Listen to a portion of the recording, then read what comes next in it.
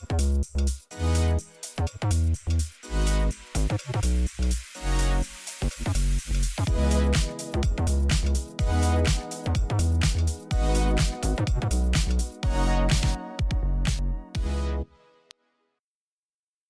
to Prescribed Vibes. I'm Sierra Carroll, and with me, as always, is my incredible co-host, Stephanie Bellistraci. Hey, Sierra, and hey to everyone listening. We're really excited to dive into today's topic, which is going to be about reciprocity and relationships, and one extreme to the other. We're going to talk about ghosting. Yep, these are huge. Whether it's navigating friendships, romantic relationships, professional ones, reciprocity is key. I say that all the time. No matter what kind of relationship it is, work, family, friends, romantic, they all take the same ingredients, just at different levels. And so, reciprocity is key, but ghosting is a whole vibe, but not in a good way. Exactly. So let's start with reciprocity. So when you think about that word, what comes to mind for you? The word balance definitely comes to mind. So, like in any healthy relationship, both people should feel like they are giving and receiving in meaningful ways. And it's not about keeping the score. We don't want it to be a competition, but there should be a mutual effort. A lot of times in session, I'll refer to it as it needs to be a symbiotic relationship. We're both mutually benefiting from this relationship. Right. Yeah, I agree with that. I think sometimes people confuse it or think, oh, is it transactional? Are you wanting tit for tat? Or what can you do for me? And it's so much deeper than that. Personally, I think it's more about respect for the relationship and about your emotional investment, your energy, even things like communication. Especially as we just had celebrated a holiday, sometimes people look at it as, I'll give you a gift if you give me a gift, or I'll do this if you do this for me. And the way I look at it is for mutual effort, like you said, and being able to respect that relationship. Yeah, so it sounds like there needs to be a little bit of selflessness in that too, from the way you're describing it, right? Not a tit for tat, or I get you something, you get me something, but like I am genuinely showing up to this relationship because I value it and I care and I want to pour into it, and I'm hoping that you're going to reciprocate that, and together we'll be able to create something.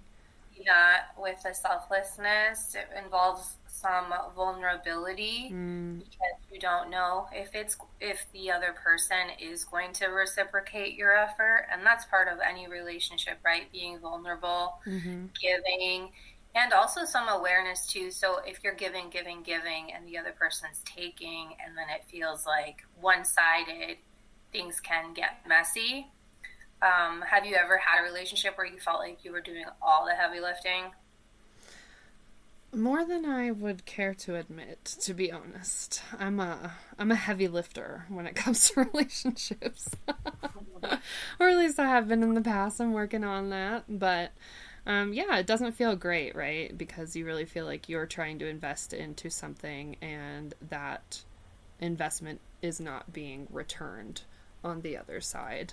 And it's just really not sustainable that way, in all honesty. But I really like that you mentioned the vulnerability piece, because I feel like that fear to being vulnerable with each other is where that tit for tat dynamic can kind of come into play, because I want to make sure I'm keeping a good score and I'm not going to be made a fool of, or I'm not putting in more than they're putting in. I think the vulnerability is really the catalyst to that selflessness and being able to reciprocate in a way that isn't going to be tallied up. Right. I can see that. And I think too a lot of it comes to attachment styles, which we'll get into, but really being secure with yourself. I've definitely been in friendships or relationships where it felt that it was triggering some insecurity because I had expectations that the other person was completely unaware of, or probably unreasonable. And just having that self-awareness and being able to recognize, is this a pattern? Is it a me thing that I'm overthinking it? Being able to trust yourself and understand that people do have things going on, but are your expectations reasonable? Yes, and our ability to determine that can get really clouded when our attachment system is activated, to speak clinically. When we are physiologically responding to the push pull of the relationship. Are we getting what we need? Are they going to be there? Or are they not? It clouds our judgment a lot on what makes sense, what's right and what's wrong. Should I be responding or reacting this way or not? What are some good ways from your perspective to try to check yourself when you're in that space? That's a really good question. I like to ask myself questions. So, what are my needs right now? Am I needing connection? Is this something that can be better suited for a therapist? Am I feeling lonely? Are there other people in my support system that I can count on? What is the root of what I'm feeling? My feelings are valid, right? But am I projecting?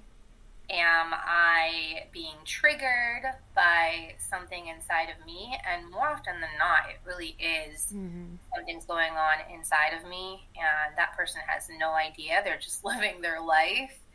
So I think that's where boundaries come into play, and being very clear about your own personal boundaries. Yeah, boundaries and I think communication. And that's going to look different early on in a relationship than in a relationship that's more established, right? So that's something to keep in mind too, where if it's further on in a relationship, we have a good foundation. We should be able to communicate through a lot of those things and ask for those needs to be met as we're able to identify them. But it does take a certain level of self-awareness because our partner isn't a mind reader, our friend isn't a mind reader, our coworker isn't a mind reader. Yep. So to be aware of that is important and make sure, have I communicated this need or this expectation to this person in order to give them an opportunity to meet it for me? Right. And am I misinterpreting? So a lot of times my fiance will make fun of me because I create stories in my head, and that is so true because I misinterpret and misunderstand. So I love when you said the communication and maybe a simple check-in. Hey, how's it going? Is everything okay? Not that we need to do that because we are all adults, but if you're feeling a sort of way, it's the communication is so key. Boundaries are huge. They protect our energy. When someone doesn't respect those boundaries, or worse than that, they just completely disappear. That brings us to ghosting. Yep, ghosting. What a topic. Oh my goodness. I've been the person that has ghosted, and I've been the person on the receiving end. Neither are fun. They're not. Yeah. It may seem like the person doing the ghosting may have it easy, like, oh, I'm just going to avoid and ignore this person. And I don't think that's the case. Speaking from that side, what do you think is the case? So whenever I've been in that situation, it's been my inability to communicate, or my inability to be honest with myself and confront whatever feeling I was having, because I didn't want to make time for that. I didn't want to feel that feeling. Just a lot of avoidance in general. And I almost said it's cowardly, and that sounds super judgmental, but I know I'm also very hard on myself. And, always in hindsight, I'm like, why did I do that? Why did I put myself in that situation? And it just really encourages you, I think, to dig deep and why did I do that? Why am I responding this way, or lack of? Does it almost feel like a freeze response? Like if we were going into fight or flight, are we freezing in that situation? Absolutely freezing. Okay. I would say it's freezing for sure. Like, I don't want to deal with the consequences of speaking my truth. I don't want to have to confront this person because I know that it's going to turn into a much bigger issue than if I were to just not talk to them. Yeah. Okay. So I guess before we get too much further into the topic of ghosting, we'll just kind of define it real quick for anybody who doesn't know. Ghosting is when someone just cuts off all communication without any explanation. They just kind of disappear. They dip. They're like, I can't do this anymore for whatever reason. I can't confront it, so I'm just going to remove myself. Yes, exactly. And as we talk about that, we're also going to be talking about attachment styles. And for those of you that are new to attachment theories, we'd like to break it down to you so that you understand and it's relatable, because we all have different attachment styles and it really comes from your early experiences with your caregivers or your parents. So, Sierra, do you want to go into the four main ones? Yeah, so attachment theory explains how we relate to others based on early experiences with caregivers typically. So there's four main attachment styles. There's secure attachment, which we can all hope to strive for. People with this style tend to feel comfortable with intimacy, communicate their needs effectively. They're less likely to ghost because they value honesty and connection. Anxious attachment, someone who craves closeness but fears abandonment. Ironically, they're less likely to ghost, but they might over communicate or struggle with boundaries if they feel insecure. There's avoidant attachment. Avoidance, they value independence and often struggle with vulnerability. They're more likely to ghost because they avoid discomfort or emotional intimacy. And then there's fearful avoidant or disorganized attachment, which combines anxious and avoidant tendencies. People with this style might ghost due to fear of rejection while simultaneously craving that connection. Right, that last one really hit the mark. And I think that it's important to note that when it comes to attachment styles, there really is a spectrum. You may think that you're secure, but then you're in a friendship or relationship where your anxious attachment style gets triggered, right, or activated. And you're no longer secure because you're dealing with a completely different human being. So there is a spectrum, there's a range here, and different relationships can activate different attachment styles. Yeah, that's so true. And I love that you point that out because I've experienced that myself, and I don't know if you have too, where it really does just kind of depend on the relationship itself, but that can be good information for us when we're navigating a relationship to say like, wow, I've noticed I really feel anxious or insecure around this person or in this relationship where I don't typically tend to be that type of person. What does that mean about me, about this relationship? Right, especially if it's someone new, you're just, collecting data at that point and observing and being aware and sometimes hyper aware depending on your attachment style. So, for example, I consider myself secure if I'm with the right partner, but I also tend to go anxious. But if I'm with someone that is what I, would say has excessive needs or needs way more attention than I am willing to be able to give, then I totally become more avoidant. Mm-hmm. And it starts making me feel like I want to withdraw and not communicate. Yeah. So we talked a little bit about what it maybe feels like for the one doing the ghosting, but let's talk about being ghosted, right? Most of us have been ghosted at one time or another. It can really leave us with a lot of unanswered questions like, what happened? Was it me? Did I do something wrong? And we can just kind of ruminate and spiral on all of the what ifs and the maybes that could have been answered through a conversation that would have clarified, the terms of this relationship. Are we ending it? What's going on? Okay, so I think that when it comes to that happening where someone's the person that has been ghosted, right? So you're on the receiving end. Mm-hmm. And you're trying to figure out, just like you said, what's going on, why did this person do that, and you just might spiral into, is it me, or I'm reaching out, I didn't say anything, And the other person that did the ghosting might think it's easier to disappear than to have to have an emotionally charged conversation, like I said earlier. Mm-hmm.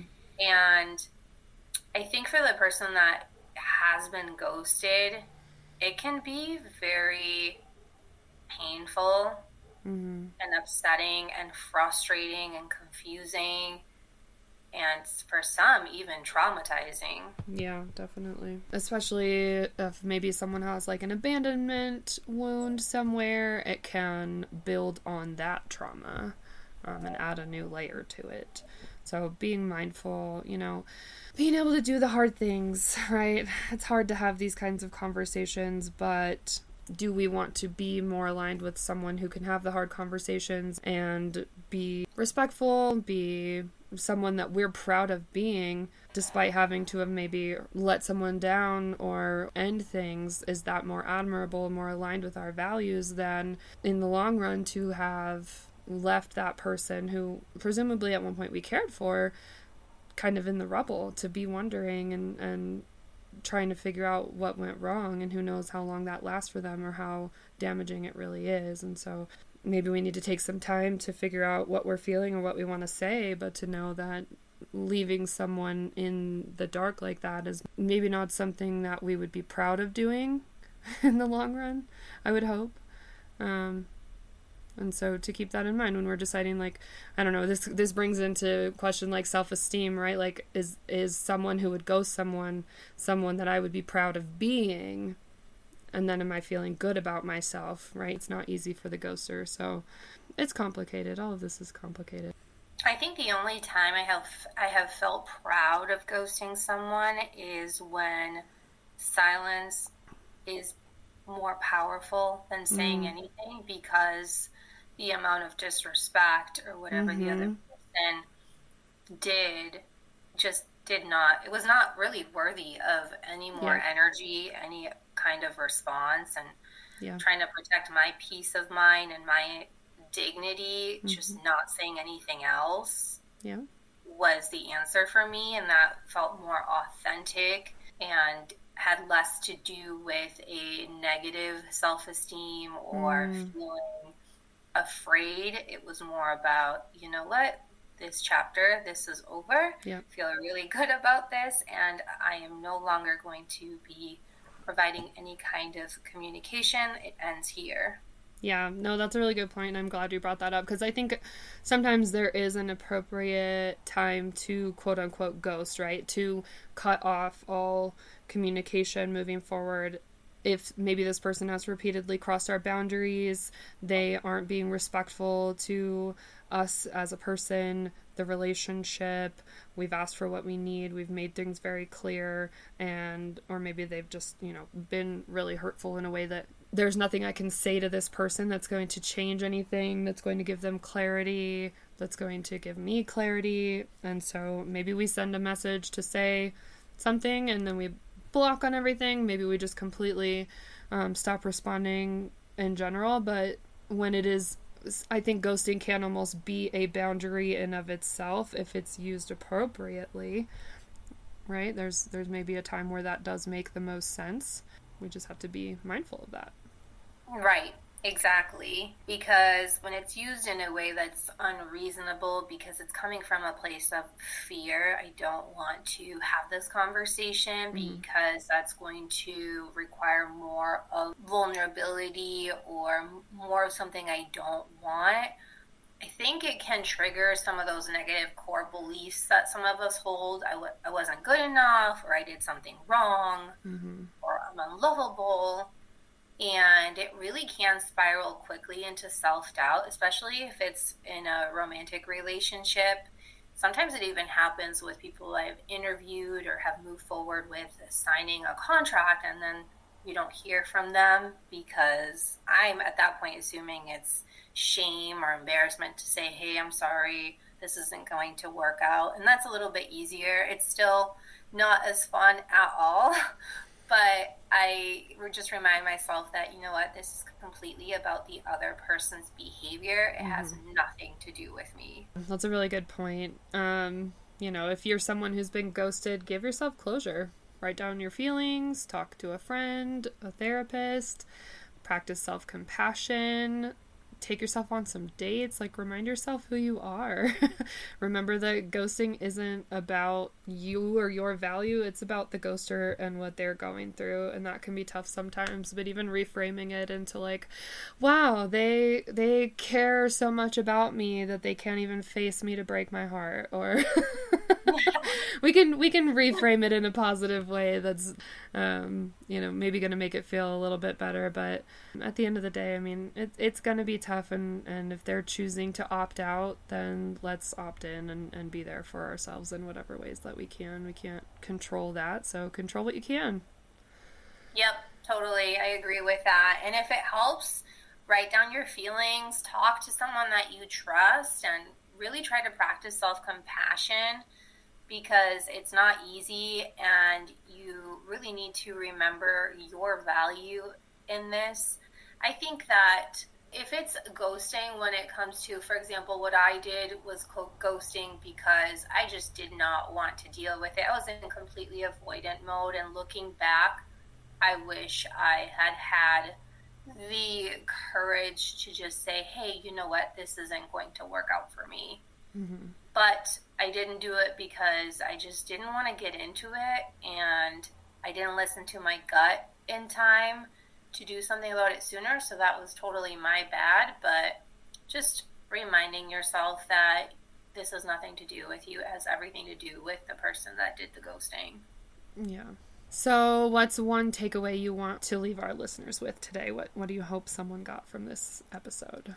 I would like our listeners to really think about, what is it that they're looking for in friendships and relationships? Have that very clearly defined. I think I used to walk around the world with everyone's my friend, and I just want to give and receive, and it's not always like that. I think my circle has become a lot smaller because I only want to let in certain people. I only have enough time and energy for certain people, and those are the people that I can really trust, that are rooting for me, that I'm rooting for them. And that's plenty for me. Is I want people to take away that you can have quality relationships. It doesn't take 10 friendships, right? And reciprocity is all about how you feel. Do you feel respected in that friendship? Absolutely. For me, I would say it's about showing up, even when it's hard. Healthy relationships are built on mutual effort and respect and honesty. And that means you have to bring vulnerability to the table and clear communication. Nobody can read your mind. And you have to trust yourself to choose who you are trusting to be vulnerable with. Right. That's so true. What about when it comes to ghosting? What do you want listeners to take away from that?